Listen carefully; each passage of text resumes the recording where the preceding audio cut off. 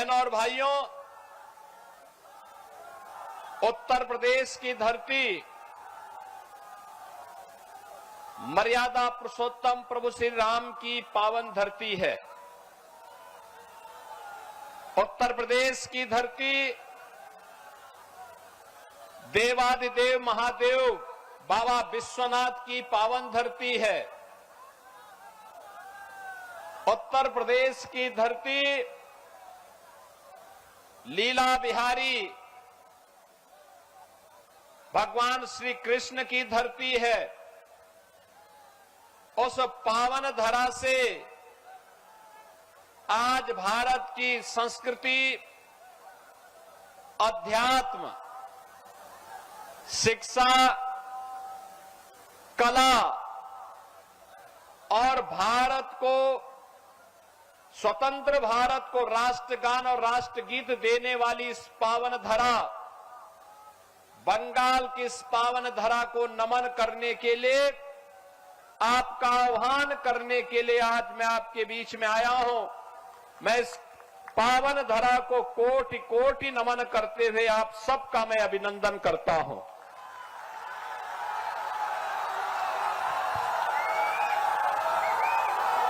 बहनों और भाइयों, बंगाल प्रेरणा की भूमि है।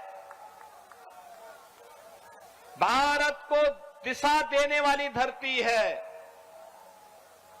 ये बंगाल की ही धरती है जिस धरती पर जन्म लेकर के एक सन्यासी वैश्विक मंच पर भारत के सनातन धर्म का झंडा गाड़ने का काम करता है और गर्व से कहता है कि गर्व से कहो हम हिंदू हैं।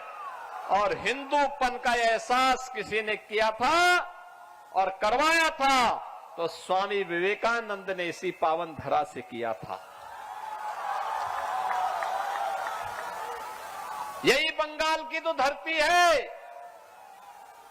यही बंगाल की धरती है जिस धरती में खुदीराम बोस ने हंसते हंसते देश की आजादी के लिए फांसी के फंदों को छूने का काम किया था। यही वह धरा है, यही बंगाल की वह धरा है जिसने उद्घोष किया था कि तुम मुझे खून दो मैं तुम्हें आजादी दूंगा। नेताजी सुभाष चंद्र बोस, कौन ऐसा भारतीय होगा जो नेताजी का नाम आते ही सम्मान के साथ, गौरव के साथ उनके सामने सिर न झुकाता हो। भारत की आध्यात्मिक परंपरा में श्री रामकृष्ण परमहंस हो, स्वामी प्रणवानंद जी हो, लाड़ी महाशय हो, एक लंबी परंपरा अध्यात्म के साधकों की, सन्यासियों की बंगाल की धरा ने भारत को दिया है, भारत के आध्यात्मिक जगत को दिया है। और यही धरा है, याद करिए, भारतीय जनसंघ के संस्थापक अध्यक्ष डॉक्टर श्यामा प्रसाद मुखर्जी की धरती भी यही बंगाल है। बंगाल, इसी बंगाल की धरती में पैदा हुए भारतीय जनसंघ के संस्थापक डॉक्टर श्यामा प्रसाद मुखर्जी ने स्वतंत्र भारत में ओंकार भरी थी, एक देश में दो प्रधान, दो विधान, दो निशान नहीं चलेंगे, नहीं चलेंगे। याद करिए, डॉक्टर श्यामा प्रसाद मुखर्जी के इस संकल्प को साकार किया है वर्तमान प्रधानमंत्री श्री नरेंद्र मोदी जी ने।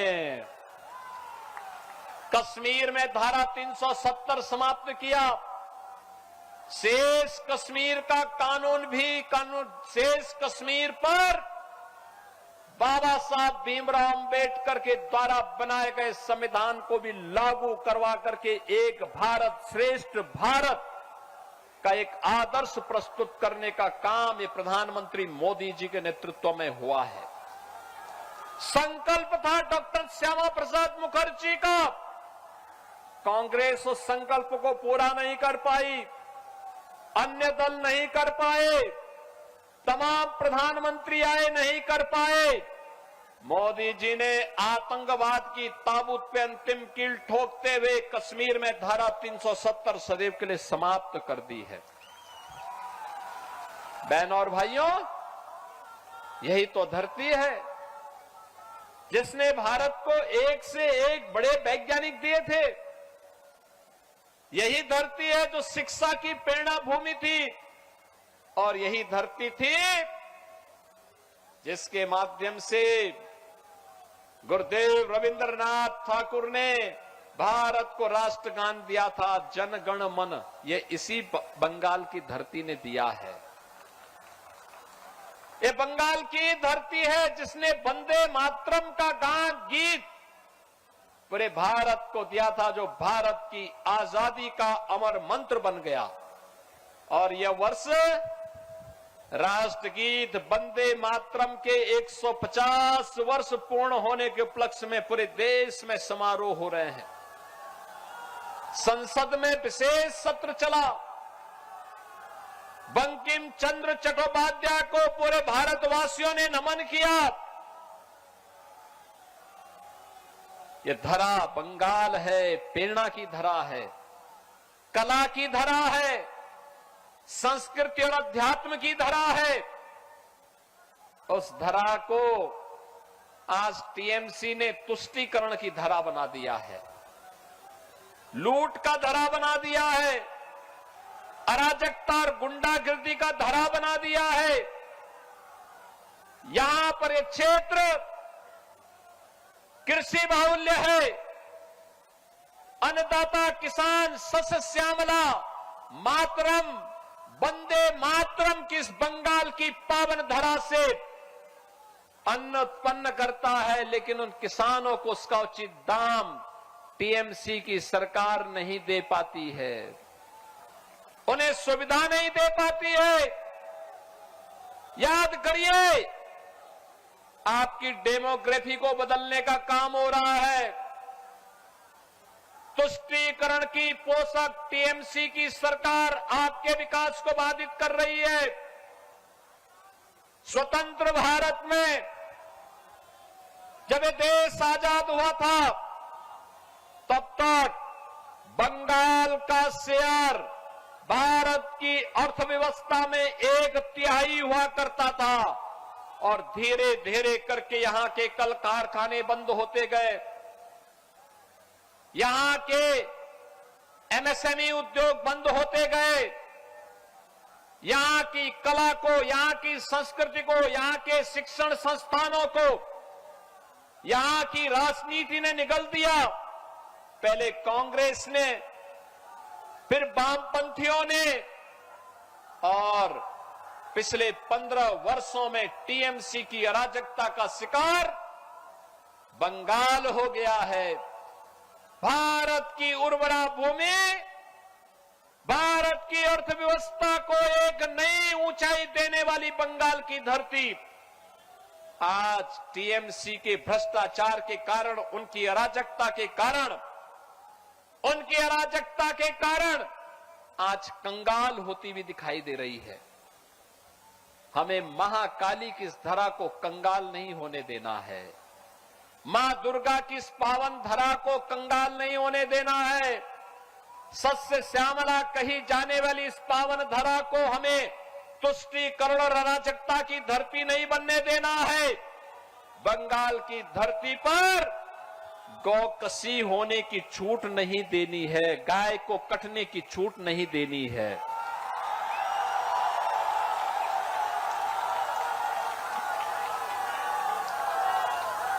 ये तमलुक की धरती पर इस प्रकार की अराजकता को जन्म नहीं देने देना है। लैंड जिहाद और लव जिहाद की घटना को हर हाल में रोकने के लिए आज बंगाल के नौजवानों को रोजगार देने के लिए, बंगाल की हर बेटी और हर बहन को सुरक्षा प्रदान करने के लिए, बंगाल के हर व्यापारी को सुरक्षा देने के लिए आज बंगाल की समृद्धि के लिए डबल इंजन की सरकार चाहिए और मोदी जी के नेतृत्व में यह डबल इंजन की सरकार बंगाल के अंदर बने, इसका आह्वान करने के लिए मैं आया हूं। बहनों और भाइयों, जिस प्रकार की अराजकता, जिस प्रकार की गुंडागिर्दी, जिस प्रकार की लूट खसोट, जिस प्रकार की तुष्टीकरण, जिस प्रकार के दंगे आज बंगाल में हो रहे हैं, यही दंगे, यही अराजकता, यही गुंडागिर्दी 2017 के पहले उत्तर प्रदेश की धरती पे भी होते थे, इससे ज्यादा होते थे। वहां हर तीसरे दिन एक दंगा होता था, पर्व और त्योहार के पहले उपद्रव शुरू हो जाता था। उत्तर प्रदेश बीमारू राज्य हो गया था। उत्तर प्रदेश में अराजकता चरम पर थी। कोई पुरसा हाल नहीं था, न बेटी सुरक्षित थी, न व्यापारी सुरक्षित था। उद्योग धंधे वहां भी बंद हो रहे थे, प्लान हो रहा था। और 2017 में प्रधानमंत्री मोदी जी के आह्वान पर उत्तर प्रदेश की जनता ने उत्तर प्रदेश के अंदर सरकार बनाई। डबल इंजन की भाजपा की सरकार आई। आज उत्तर प्रदेश में नो कर्फ्यू, नो दंगा, उत्तर प्रदेश में है सब चंगा। आज उत्तर प्रदेश में दंगा नहीं होता, सड़कों पे नमाजें नहीं पढ़ी जाती हैं, मस्जिदों से चिल्लाने की आवाज नहीं आती है,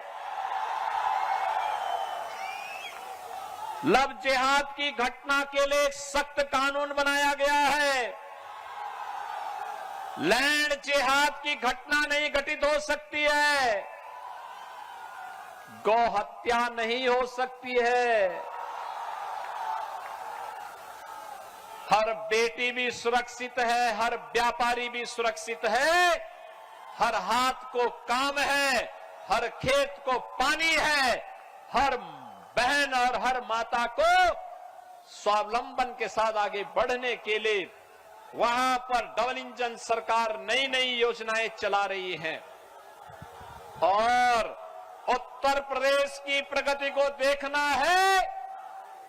500 वर्ष पहले श्री राम जन्मभूमि पर भगवान राम का मंदिर मुगल काल में तोड़ा गया था। डबल इंजन की सरकार आई, भगवान राम का भव्य राम मंदिर का निर्माण भी अब अयोध्या में हो गया।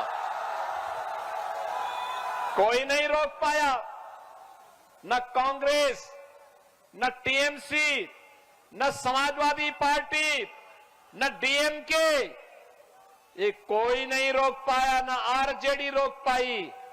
डबल इंजन की सरकार की स्पीड इतनी थी कि अयोध्या में भव्य राम मंदिर का निर्माण हो गया, दुनिया का सबसे भव्य मंदिर का निर्माण हो गया। आप सोचो, आज कोलकाता का मेयर आपको चुनौती देता है, कहता है कि बंगाल की आधी आबादी उर्दू बोलेगी, यानी बांग्ला को समाप्त करना चाहते हैं, बंगाली को समाप्त करना चाहते हैं। ये इनकी टीएमसी की साजिश को सफल नहीं होने देना है। उनको बोलो, चलो कहते हैं कि यहां उर्दू बोली जाएगी, उनको बोलो उर्दू जहां बोली जाती वहां जाओ, बंगाल में बंगला ही बोली जाएगी। यहां की कला और संस्कृति के साथ, यहां के अध्यात्म के साथ, यहां की बहन और बेटियों के साथ, यहां के नौजवानों के रोजगार के साथ जो भी खिलवाड़ करेगा, उत्तर प्रदेश का बुलडोजर उसको ठीक ढंग से जवाब दे देगा। यूपी का बुलडोजर केवल वह सड़क ही नहीं बनाता है, माफिया का भी इलाज करता है। और ये बुलडोजर वहीं चल सकता है जहां डबल इंजन की स्पीड हो। डबल इंजन की स्पीड हो, वहीं पर ये चल सकता है और उसी में चलाने की सामर्थ्य भी होगी। आज आप देखते होंगे उत्तर प्रदेश में बेटी भी सुरक्षित है, बहन भी सुरक्षित है, व्यापारी भी सुरक्षित है। पहचान का संकट नौजवान के सामने नहीं। बहनों और भाइयों, ये जो नौजवान है इसको रोजगार चाहिए, अन्नदाता किसान को उसकी उपज का अच्छा दाम चाहिए, हर खेत को पानी चाहिए, बंगाल की संस्कृति को सम्मान चाहिए, ये सम्मान चाहिए। मां काली का आशीर्वाद तभी प्राप्त होगा जब हम अपनी संस्कृति की रक्षा करेंगे। जब हम संस्कृति की रक्षा करेंगे तभी आशीर्वाद प्राप्त होगा। और इसीलिए तो स्वामी विवेकानंद ने कहा था कि गर्व से कहो हम हिंदू हैं। याद करिए, उन्होंने वैश्विक मंच पर कहा था, पूरे भारतवासियों का आह्वान किया था। आज बंगाल की डेमोग्राफी को चेंज किया जा रहा है। किस प्रकार की स्थितियां बंगाल में पैदा की जा रही है। मालदा, मुर्शिदाबाद, दिनाजपुर, नादिया, बीरभूम, हावड़ा जैसे कई ऐसे जनपद हैं जहां हिंदू शून्य करने का षड्यंत्र हो रहा है। हिंदुओं को पूरी तरह समाप्त करने की साजिश हो रही है और वहां पर बार बार हमले होते हैं। हम दुर्गा पूजा नहीं कर सकते, वहां पर कोई पर्व और त्योहार के पहले कर्फ्यू लग जाता है। यहां की सरकार को, टीएमसी सरकार, रामनवमी के अवसर पर निकलने वाली शोभा यात्राओं को रोकने का काम करती है। बहनों और भाइयों, टीएमसी समर्थित सिंडिकेट आज बांग्लादेशी घुसपैठियों को बंगाल के अंदर घुसेड़ करके आपकी डेमोग्राफी को बदलने का काम कर रहे हैं, आपके हक पर डकैती डलवाने का काम कर रहे हैं। टीएमसी नाम ही आज यहां पर तुष्टीकरण, माफिया राज और कठमनी का प्रतीक बन गया है।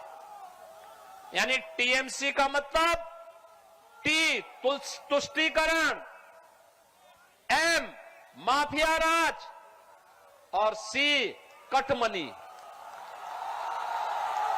याद रखना, हमें ऐसी सरकार नहीं चाहिए जो तुष्टीकरण करे, हमें तो संतुष्टीकरण वाली सरकार चाहिए। और वो मोदी जी का मंत्र है, सबका साथ और सबका विकास। हमें माफिया राज वाली सरकार नहीं चाहिए, माफिया को रौंदने वाली सरकार चाहिए, माफिया को बुलडोजर से रौंदने वाली सरकार चाहिए। और वह केवल डबल इंजन की भाजपा सरकार दे सकती है। हमें कटमनी वाली सरकार नहीं चाहिए, हमें तो इन नौजवानों के हाथों को कार्य देने वाली सरकार चाहिए। इन बहनों के लिए कार्य देने वाली सरकार चाहिए। बंगाल की संस्कृति को सम्मान देने वाली सरकार चाहिए। याद करिए, बांग्लादेश में हिंदुओं का कत्लेआम हुआ, ममता दीदी मौन रही।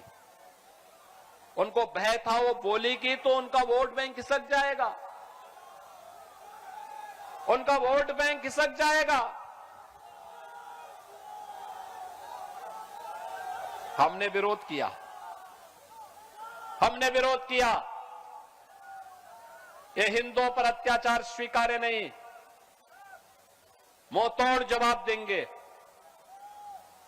और बहनों और भाइयों, कांग्रेस भी मौन थी, वामपंथी दल भी मौन था, ममता दीदी भी मौन थी।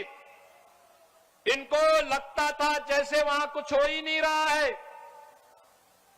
हमें इस प्रकार की तुष्टीकरण की पोषक सरकार नहीं चाहिए जो हमारे अस्तित्व के साथ खिलवाड़ करे, अराजकता को बढ़ावा दे। कहीं भी कोई ऐसी स्थिति नहीं होने देनी है। याद करिए, बंगाल की जो 570 किलोमीटर की लैंड जिसकी फेंसिंग होनी है, टीएमसी की सरकार फेंसिंग नहीं होने देना चाहती, क्योंकि वे घुसपैठी सिंडिकेट को बंगाल के अंदर घुसपैठ करवा करके यहां की डेमोग्राफी को अपने वोट बैंक के लिए उन्हें इस्तेमाल करना चाहते हैं। कहने के लिए तो टीएमसी नारा देती है मां माटी और मानुष की, लेकिन मां करा रही है माटी घुसपैठियों के कब्जे में जा रही है और मानुष यहां का भयभीत है और सहाय जैसा दिखता है। बहनों और भाइयों, याद रखना, ये जंगल राज, ये अपराध, ये बंगाल के अस्तित्व के लिए एक संकट है, एक चुनौती है। हमें कभी देश को दिशा देने वाले बंगाल की इस पावन धरा का आह्वान करने के लिए मैं आया हूं। मैं आप सबका आह्वान करने के लिए आया हूं। बंगाल भारत की कल्चरल कैपिटल के रूप में जानी जाती थी। कल्चरल कैपिटल ऑफ इंडिया मानी जाता था बंगाल। भारत को एक नई दिशा देने वाला माना जाता था बंगाल। लेकिन कल्चरल कैपिटल से टीएमसी ने बंगाल को क्राइम कैपिटल बना दिया है। हमें क्राइम कैपिटल नहीं बनने देना है बंगाल की पावन धरा को। और यही कहने के लिए मैं आज आपके पास आया हूं। यहां पर कानून व्यवस्था लगभग ध्वस्त सी है, अराजकता चरम पर है। याद करिए, जहां पर न्यायिक अधिकारी भी सुरक्षित न हो, एक कॉमन मैन की क्या बात करते हैं आप? क्या बात की जा सकती है? आरजी कर मेडिकल कॉलेज में कैसी घिनौनी घटना घटित हुई थी, ममता दीदी मौन थी, क्योंकि टीएमसी के गुंडे उसमें कहीं न कहीं से लिप्त पाए गए थे। और इसीलिए तो ये लोग अब सत्ता संचालन के अधिकारी नहीं हो सकते। इनके देशद्रोही मंसूबों को पूरी तरीके से समाप्त करने का इस समय आ गया है। और बहनों और भाइयों, इसीलिए मैं आप सबका आह्वान करने के लिए आया हूं। ये पावन धरा जिसने कभी भारत को एक नई दिशा दी थी, आज आपके सामने एक अवसर है। याद करिए, ब्रिटिश गवर्नमेंट ने 1905 में बंगाल विभाजन का एक षड्यंत्र रचा था। पूरा बंगाल उठ खड़ा हुआ था उसके खिलाफ, पूरा बंगाल उठ खड़ा हुआ था। स्वदेशी का नारा बंगाल ने दिया था और बंगाल से निकला स्वदेशी का नारा भारत के अंदर आजादी का मंत्र बन गया था। आजादी का मंत्र बना था। 1857 की प्रथम स्वातंत्र समर की लौ इसी बंगाल की धरती ने जलाया था, बैरकपुर में। याद करिए, यही बंगाल की धरा है जो लगातार जब भी अंगड़ाई लेती है, पूरा देश उसके साथ खड़ा होता है। और आज मैं आप सबसे कहने के लिए आया हूं, राष्ट्रगीत वंदे मातरम के 150 वर्ष पूर्ण हो रहे हैं। प्रधानमंत्री मोदी जी ने संसद का विशेष सत्र बुलाया था। हमने भी उत्तर प्रदेश विधानसभा में वंदे मातरम के 150 वर्ष पूर्ण होने पर विशेष सत्र का आयोजन किया था। लेकिन जिस बंगाल से बंकिम चंद्र चट्टोपाध्याय की अमर और कालजयी कीर्ति आनंद मठ के उस गीत ने भारत के अंदर आजादी का बिगुल फूंका था, वंदे मातरम के माध्यम से बंगाल की विधानसभा में ममता दीदी ने कोई चर्चा नहीं करवाई, क्योंकि उनको भय था उनका वोट बैंक वंदे मातरम का विरोध करता है।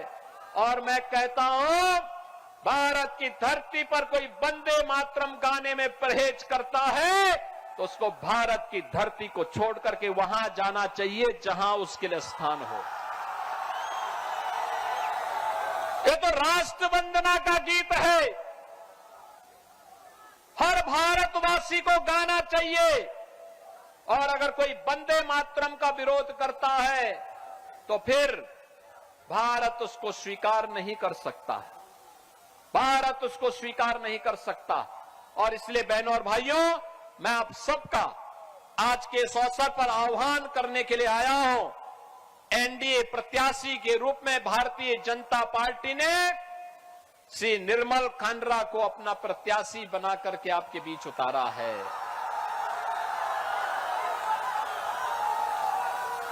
मैं आपका पहले अभिनंदन करूंगा। आपने यहां पर तमलुक लोकसभा क्षेत्र में जस्टिस अभिजीत गांगुली जी को अपना मेंबर ऑफ पार्लियामेंट चुनकर के देश की संसद में भेजा था भारी बहुमत से। Ganguly ji, you please. Justice Abhijit Ganguly ji चुनाव जीत के गए थे, पूरा देश ने खुशी मनाई थी, पूरे देश ने खुशी मनाई थी। बंगाल की जनता ने, तमलुक की जनता ने भ्रष्टाचार के खिलाफ आवाज उठाने वाली एक आवाज को देश की संसद में भेजा है।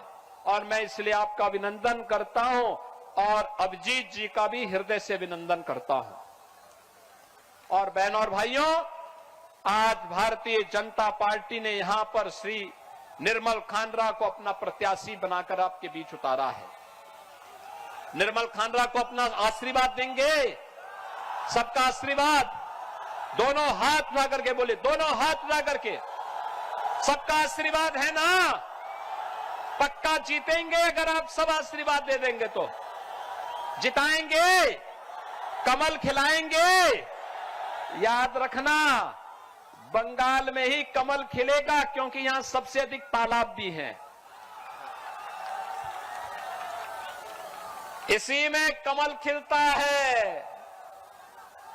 और याद रखना, इसी में टीएमसी का जो चुनाव चिन्ह है ना, वो गल जाएगा और इसी में कमल खिलेगा। और उसी कमल को खिलाने के लिए एनडीए ने भारतीय जनता पार्टी के प्रत्याशी के रूप में निर्मल खांडरा को अपना प्रत्याशी बनाया है। आप सबका आशीर्वाद मिलेगा ना? सबका आशीर्वाद मिलेगा। दोनों हाथ उठा करके मेरे साथ बोलेंगे, भारत माता की, भारत माता की, भारत माता की, वंदे वंदे वंदे।